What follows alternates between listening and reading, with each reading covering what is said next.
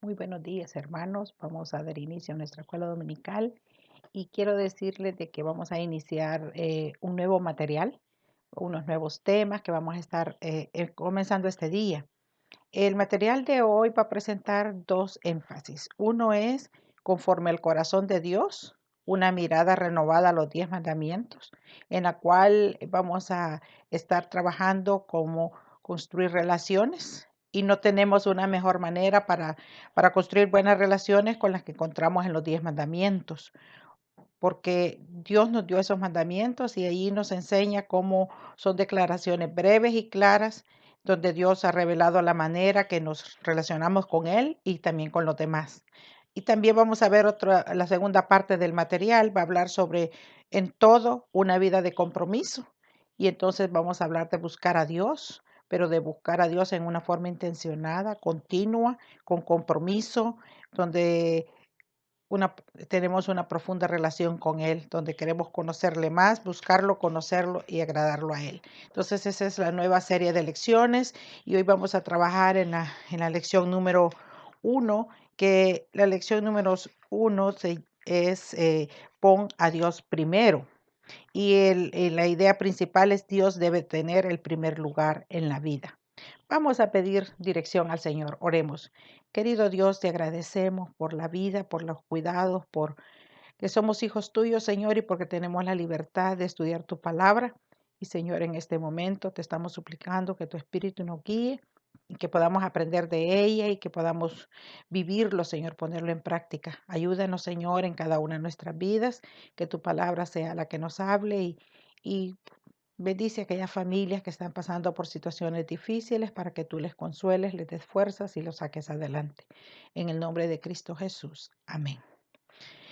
Muy bien, en la introducción del material el autor nos menciona algo y bien interesante, ¿verdad? Por ejemplo, que en 1920 hubo un policía, William Potts, en Detroit, que inventó el semáforo, porque antes era problemático la cosa del tráfico, ¿verdad? Cómo dirigir el tráfico, quién cruzaba primero, había muchos accidentes. Entonces este señor inventó el semáforo con 3 colores.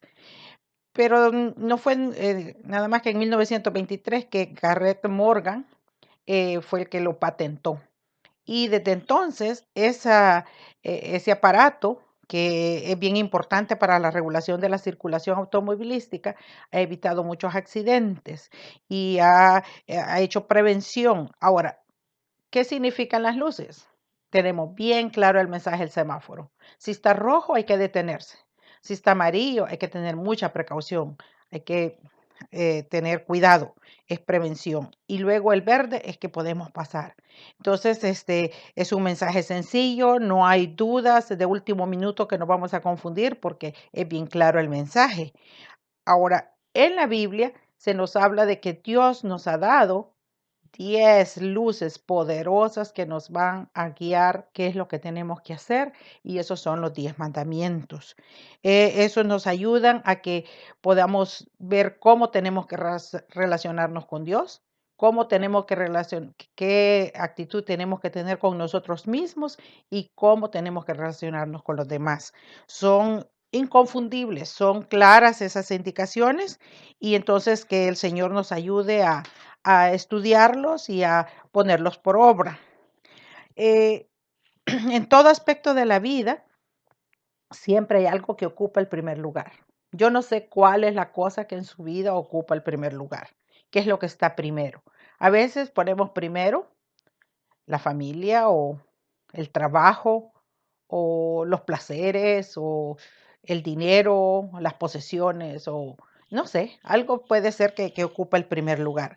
Pero nos habla que hay cosas en la vida que deben de ocupar siempre el primer lugar. Por ejemplo, si alguien tiene un bebé recién nacido, puede ser que esa persona diga, ay, yo necesito vacaciones, yo me quiero ir de vacaciones y dejar el bebé. No puede, ¿verdad? Aunque tenga el deseo, dice, no, tengo que estar con mi bebé, me necesita. Entonces lo pospone para otra ocasión las vacaciones.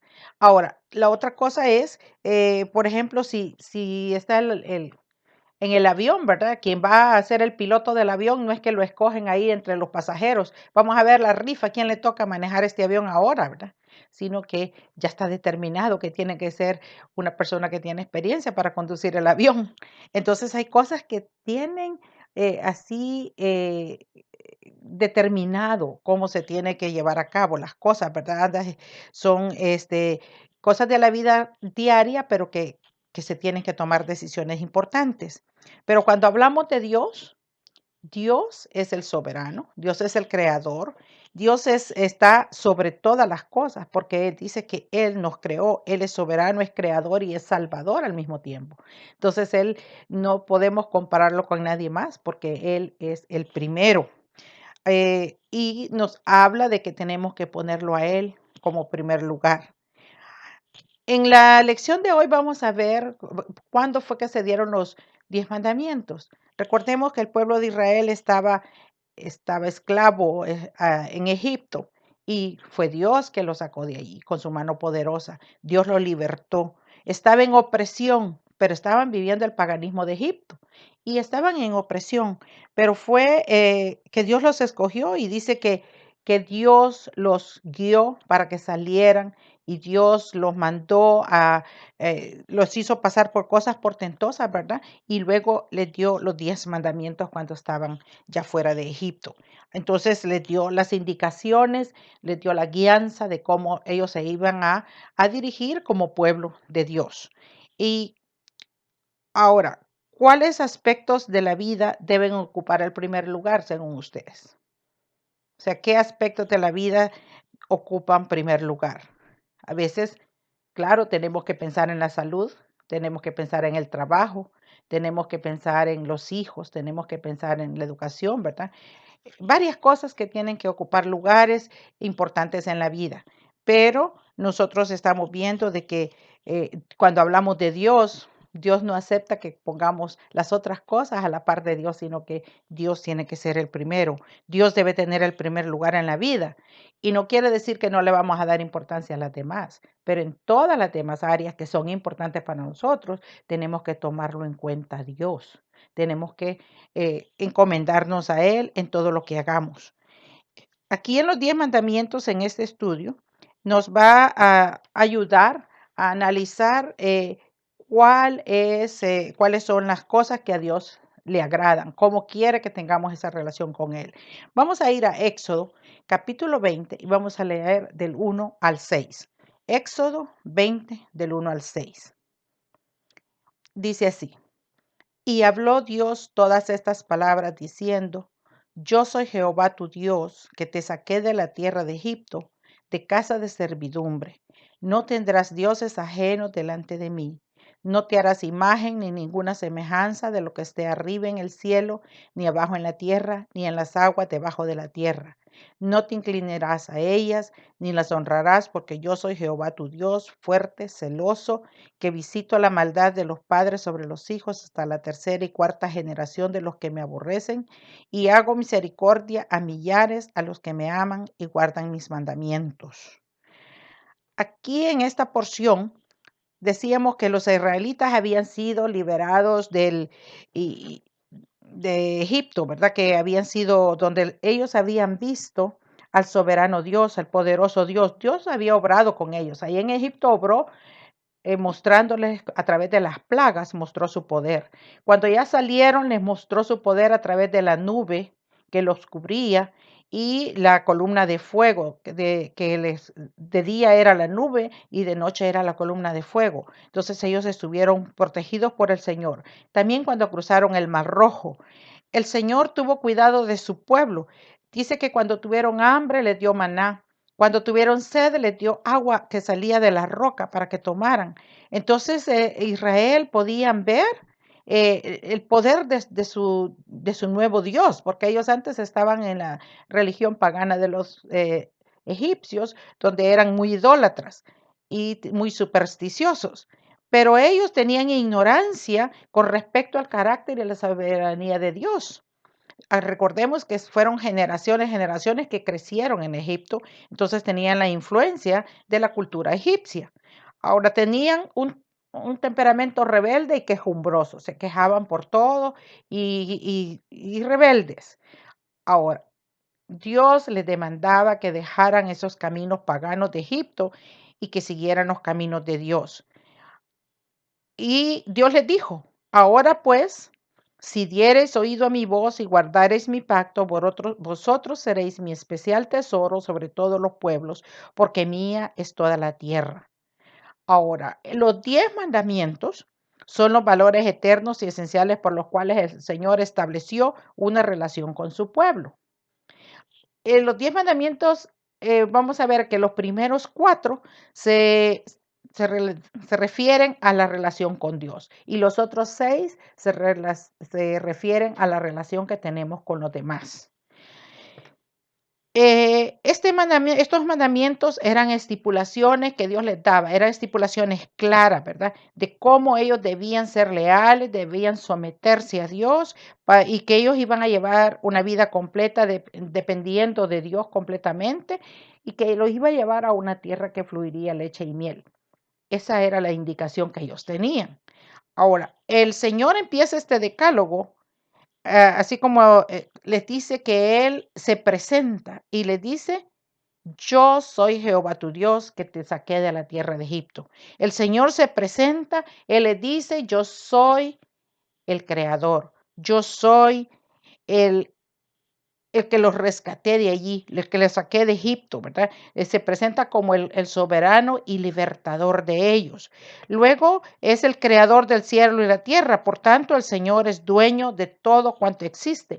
En Génesis 1:1 dice, en el principio creó Dios los cielos y la tierra. Entonces, si alguien crea, esa persona es el dueño de todo, tiene poder sobre lo que hace. Luego vamos a estudiar que el salmista David en el Salmo 16 nos va a expresar de que la maravilla de Dios al seguirle, pero también el salmista nos dice en el Salmo 24:1 de Jehová es la tierra y su plenitud, el mundo y los que en él habitan. Jehová tiene derecho sobre su pueblo por creación y también por redención. Quiero leer un versículo en Isaías 43, versículo 1, dice, ahora así dice Jehová, Jehová, creador tuyo, oh Jacob, formador tuyo, oh Israel, no temas porque yo te redimí, te puse nombre, mío eres tú. Si nosotros pusiéramos nuestro nombre en lugar de Jacob y diríamos, ahora así dice Jehová, creador tuyo, oh María, oh Miguel, oh Maura, ¿verdad? Y formador tuyo, oh José, no temas, porque yo te redimí, te puse nombre, mío eres tú. O sea, somos pertenencia de Dios por creación y también por redención, porque Él es nuestro redentor. El dominio de Jehová sobre su creación y la redención producen la primera estipulación de que por qué debemos no tener dioses ajenos delante de nosotros. Porque Él les habla, yo soy Jehová tu Dios quien te sacó de la casa de servidumbre, ¿verdad? Te saqué de la tierra de Egipto. O sea que la primera cosa por la cual no tenemos que tener dioses ajenos es porque dice que Él nos ha redimido, Él nos redimió. Ahora a ellos los redimió de Egipto, a nosotros nos redimió del pecado. Entonces dice el Señor no busca mostrar que Él es el único y verdadero, sino que lo que dice es que establece que es el pueblo, es absoluto, es el pueblo de Dios, le pertenece y que el pueblo le debe lealtad porque los libertó de la esclavitud. El Señor los distinguió de entre todos los pueblos para que ellos le siguieran, para que todos le obedecieran, que dejaran a sus dioses, que dejaran a sus dioses paganos y que nada se interponga en la completa devoción a Dios, a su Señor y a su libertador. A Dios no le agrada compartir su trono, ¿verdad? Su gloria con otros. Aquí incluye la prohibición de que cualquier figura que se crea para representar a Dios no le agrada. Dios no quiere imágenes, Dios no quiere figuras, Dios no quiere, vean lo que dice, no tendrás dioses ajenos delante de mí, no te harás imagen ni ninguna semejanza de lo que está arriba en el cielo, ni debajo en la tierra, ni en las aguas debajo de la tierra. O sea que a Dios no le gusta ninguna imagen. La superstición idolátrica hace que los objetos les den valor como que si tienen poder, como que si, por ejemplo, las culturas, si ponían un ídolo, creían que con eso iban a tener más cosecha, que iba a haber más lluvia, o sea, que tenían Dios para todo, de la prosperidad, de los frutos, de todo, ¿verdad? Entonces, Dios dice, no, yo soy el creador, yo soy, no quiero a nadie más, no quiero imagen. Entonces esas representaciones lo que ocupan es el lugar de Dios, quitan el lugar de Dios como primero y toman ese lugar y se hacen adoraciones idolátricas. Ahora, nuestro Dios es incomparable, es inmenso, Él es único, es insuperable, nada lo puede reemplazar ni equiparar, no podemos ponerlo a la par de nada de eso. El Señor reclama una devoción y lealtad absolutas, en donde Él ocupa el primer lugar de nuestras vidas, según estos versículos. Aquí nos dice, no te harás imagen. Después habla que no te inclinarás a ellas ni las honrarás, porque yo soy Jehová tu Dios, fuerte, celoso, que visito la maldad de los padres de los hijos hasta la tercera y cuarta generación de los que me aborrecen. O sea, Él habla allí que hago misericordia a millares, a los que me aman y guardan mis mandamientos. O sea, es un Dios celoso. Dice que Israel no podía vivir si no ponía al Señor en el lugar que le correspondía. Era clave esa lealtad al Señor. Podemos mencionar las razones para evitar la idolatría. Porque sí, pero es difícil, como si venimos de un contexto de una religión que tenía ídolos, entonces es complicado porque ya estaba acostumbrado a esos ídolos. Pero la Biblia nos menciona algunas razones por las cuales podemos evitar la idolatría.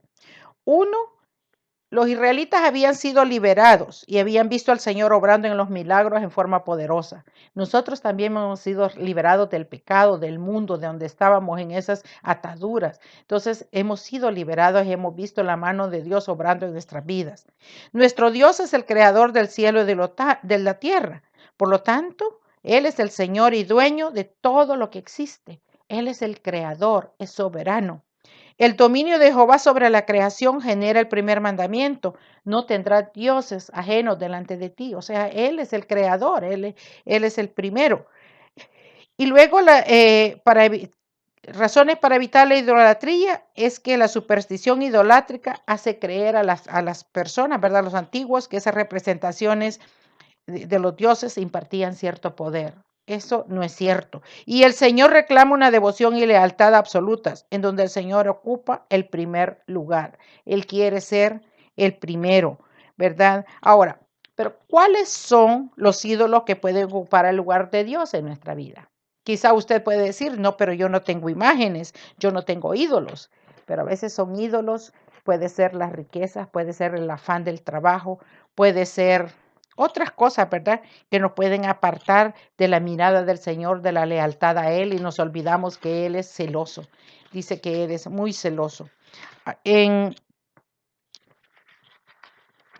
Quiero que pasemos ahora a la otra porción y vamos a leer algo sobre salmos, porque el salmista David expresa también su lealtad al Señor en este salmo. Vamos a Salmo 16 y vamos a leer del 1 al 4 la primera parte. Dice Salmo 16, 1 al 4. Guárdame, oh Dios, porque en ti he confiado. Oh alma mía, dijiste a Jehová, tú eres mi Señor.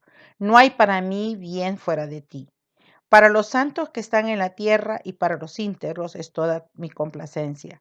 Se multiplicarán los dolores de aquellos que sirven diligentes a otro Dios. Hasta ahí vamos a llegar. Ahora, ¿es que usted se ha sentido protegido por el Señor? Mire el salmista como dice, guárdame, oh Dios, porque en ti he confiado. Está pidiendo al Señor que nos guarde, especialmente que nos guarde el corazón para estar leales a Él. David está pidiendo, dice, David en este salmo nos está expresando su confianza absoluta en el Señor. Y también teme equivocarse y seguir a otros dioses, pero dice, guárdeme, oh Dios, porque en ti he confiado. Dice, los otros le causarán dolor. Si uno se va tras otros dioses, nos causarán dolor. Si quitamos a Dios como primer lugar, nos causa dolor y nos metemos en problemas. Ahora, por esta razón, David reafirma su compromiso de fidelidad al Señor. Porque cuando dice, a Jehová he puesto siempre delante de mí, porque está a mi diestra, no será conmovido, no seré conmovido, en el Salmo 16:8. O sea que el salmista, él reafirma su fidelidad a Dios. Ahora, David empieza este salmo con una petición y dice, guárdame. ¿Verdad? Sale de su corazón, ¿verdad? Y todos podemos sentirnos identificados con David, especialmente en esta pandemia, ¿verdad? Que decimos, Señor, guárdame, líbrame. Cuando salga, Señor, que no sea contaminado. Entonces, estamos ahí, podemos identificarnos que dice con una petición que dice, guárdanos. Mm, Y luego el rey le suplica al Señor en ese versículo, dice, guárdanos. No debemos olvidar que el cuidado de Dios era una de las grandes promesas que el Señor había hecho al pueblo de Israel. Era parte del pacto que había hecho, porque Dios había dicho, bienaventurado tú, oh Israel, quien como tu pueblo salvo por Jehová, escudo de tu socorro y espada de tu triunfo. Así que tus enemigos serán humillados y tú hallarás sobre sus alturas. Eso está en Deuteronomio 33:29. Ahora, David conocía el cuidado que Dios había prometido, ¿verdad? David había vivido experiencias donde él lo había guardado. Ahora David está hablando a sí mismo y reafirma su compromiso con el Señor, porque dice, guárdame, oh Dios, porque en ti he confiado. Oh, alma mía, está hablándose a sí mismo, ¿verdad? Dice que él ha entregado el señorío de su vida a Dios.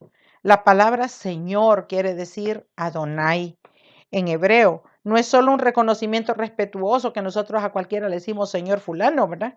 No, está hablando es una, estamos dándole la verdadera declaración de que Él es el dueño, que tiene el completo dominio, que es el soberano Dios sobre su vida. Por eso David aquí afirma y dice que sobre su vida lo hace reconocer que no hay para mí bien fuera de ti. Él dice, no hay para mí bien fuera de ti. Cuando uno va a situar al Señor en el primer lugar en nuestra vida y en todas las áreas, entonces podemos reconocer como el salmista que no hay felicidad, ni prosperidad, ni bienestar, ni nada bueno fuera del dominio y el control de Dios sobre nuestra vida. En otras palabras, David estaba diciendo, mi bienestar depende completamente de ti, mi Señor. Los versículos siguientes a veces son difíciles de interpretar, ¿verdad? Porque ahí dice que habla de que se multiplicarán los dolores de los que sirven diligentes a otro Dios.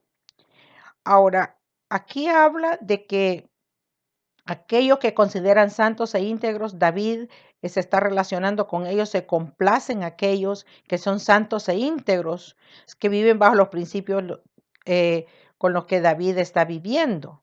Ahora, siempre podemos encontrar personas que son íntegros, que aman al Señor, que también tienen a Dios como prioridad. Podemos ayudarnos mutuamente para mantener al Señor en el primer lugar de nuestra vida.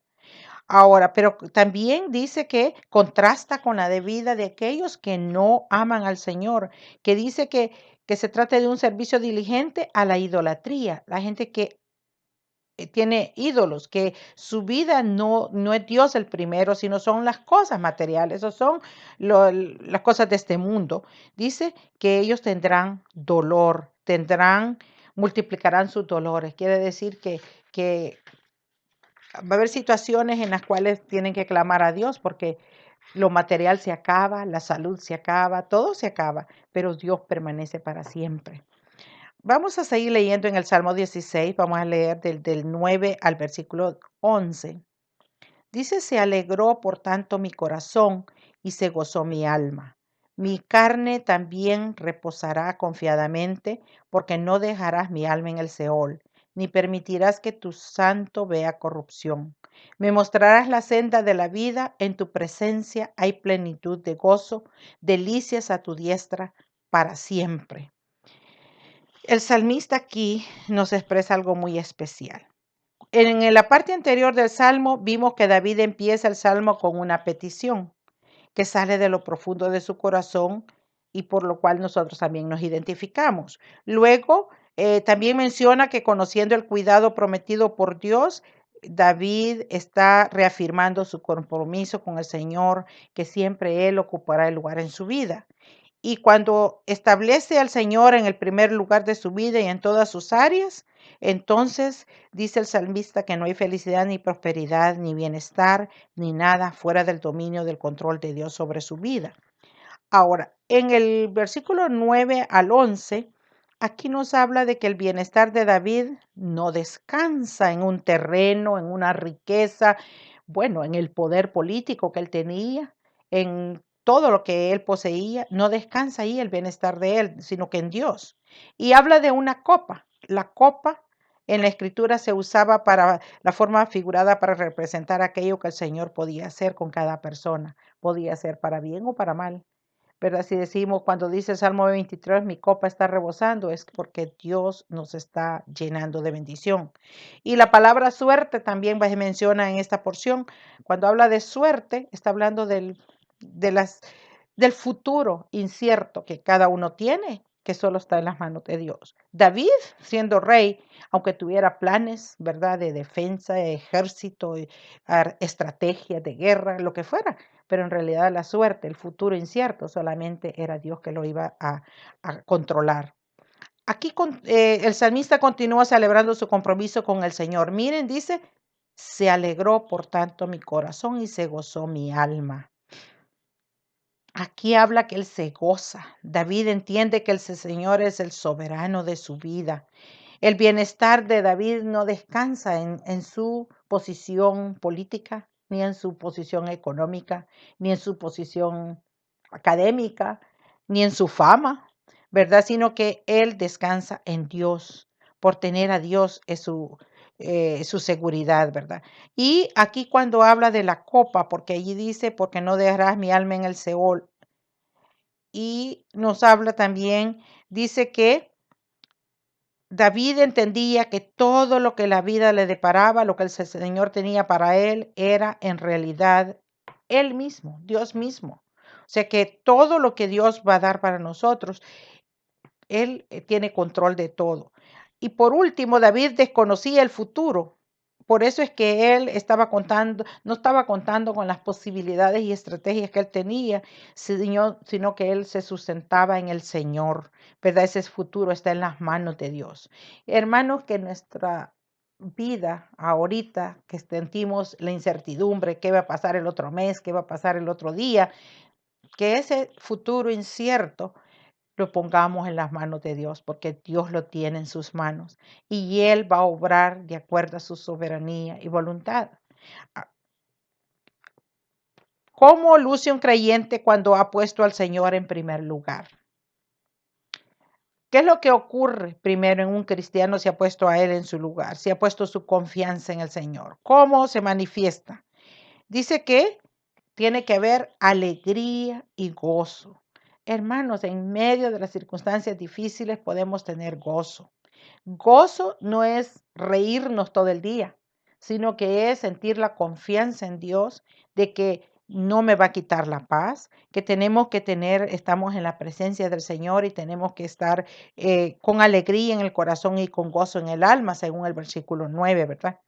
Ahora, solo hay alegría verdadera y gozo cuando uno se encuentra realmente confiando en los amorosos y poderosos brazos del Señor.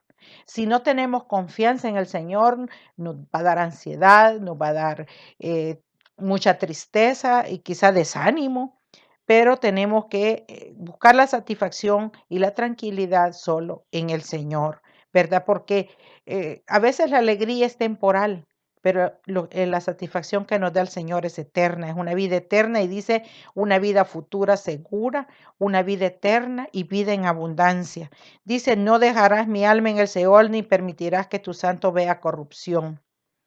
Eh, Aquí estos versículos está hablando de David, pero ya luego en el Nuevo Testamento eso lo asocian a Jesucristo, que él también tuvo triunfo cuando él murió, ¿verdad? Entonces tuvo triunfo sobre la muerte y resucitó.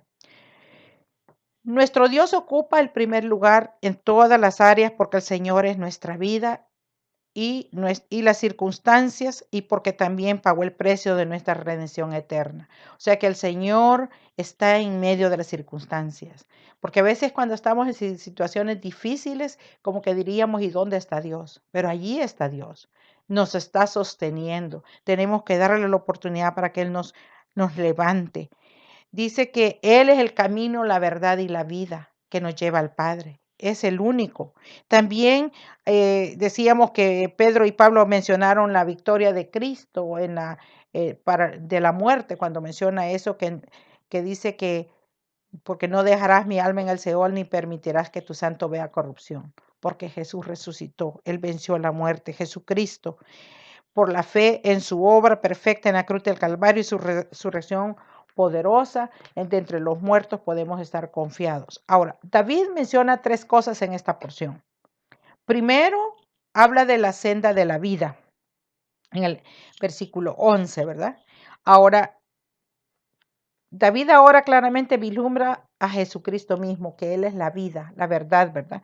Ahora reconoce que vivir la presencia de Dios es un manantial inagotable de gozo, de alegría, que se podría definir como estado de deleite, que dice allí, ¿verdad? Y bienestar de conocer y servir al Señor.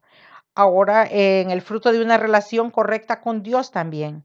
Y el tercer lugar, también nos habla de delicias. Delicias es algo que se disfruta, algo que solo es posible cuando se vive cerca del Señor, cuando permitimos el gobierno de Dios en nuestra vida, ¿verdad? Percibir la voluntad de Dios en todo lo que pasa en nuestra vida.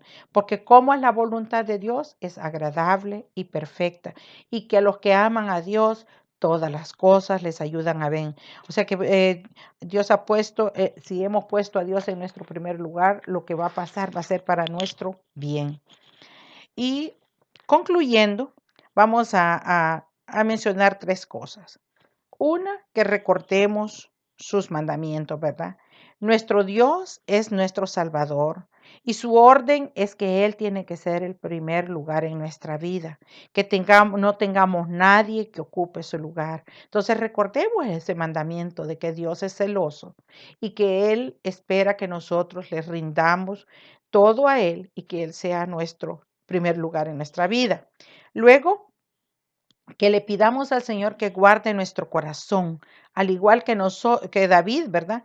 Nosotros también podemos pedirle, guárdame, porque yo en ti he confiado. Pidamos al Señor que guarde nuestro corazón para estar confiando en Él siempre y que le tengamos a Él primero. También nos da la oportunidad de confrontar las áreas de nuestra vida. Es importante que nosotros seamos sinceros, ¿verdad? ¿Cómo estamos con las áreas de nuestra vida? Así como David, ¿qué cosas de nuestra vida no le hemos cedido completamente a Él? Quizás nuestra vida, nuestra familia, nuestras finanzas, nuestro trabajo, nuestro servicio, nuestros planes, todos los aspectos de nuestra vida. El Señor quiere que nosotros confrontemos delante de Dios esas áreas y que digamos, Señor, perdóname, pero en esta área de mi vida yo no te había dado mi lugar. Yo tomaba las decisiones sin tomarte en cuenta.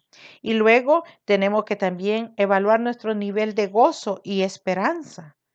¿Qué tan gozosos somos en medio de la tribulación?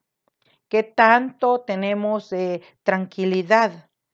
Porque el gozo es una medida de nuestra rendición al Señor. Porque Pablo decía que he aprendido a vivir en abundancia como escasez. O sea, el Señor nos habla de que tenemos que estar conformes. No que no trabajemos y no hagamos esfuerzo propio para todo lo demás, sino pedir guianza al Señor en todo lo que emprendamos. Que el Señor bendiga nuestras vidas y que nosotros tengamos gozo y esperanza porque el Señor nos dice que tenemos que fortalecernos en Él. Jehová es mi fortaleza y mi escudo. En Él confió mi corazón y fui ayudado, por lo que se gozó mi corazón y con mi cántico le alabaré, dice Salmo 28:7. ¿Qué tanto estamos dispuestos a alabar a Dios en medio de las circunstancias? Y quiero que leamos en Hebreos capítulo 13, 20 y 21. Dice, Y el Dios de paz, que resucitó de los muertos a nuestro Señor Jesucristo, el gran pastor de las ovejas, por la sangre del pacto eterno, os haga aptos en toda obra buena para que hagáis su voluntad, haciendo Él en vosotros lo que es agradable delante de Él por Jesucristo, al cual sea la gloria por los siglos de los siglos. Amén. Querido Dios, ayúdanos, Padre, a que te demos el primer lugar en nuestra vida, que tú ocupes ese primer lugar. Perdónanos, Señor, porque a veces nos distraemos y olvidamos tener esa lealtad a ti. Bendícenos, Señor, para que podamos cada día tomarte en cuenta y recordar ese mandamiento donde tú nos dices que tú eres nuestro soberano Dios y que tenemos que tenerte a ti en el primer lugar. Ayúdanos, Señor, en esta semana, que tú nos bendigas y que tú nos guardes y que tú nos des las oportunidades para fortalecer nuestra confianza en ti. En el nombre de Cristo Jesús. Amén. Dios le bendiga.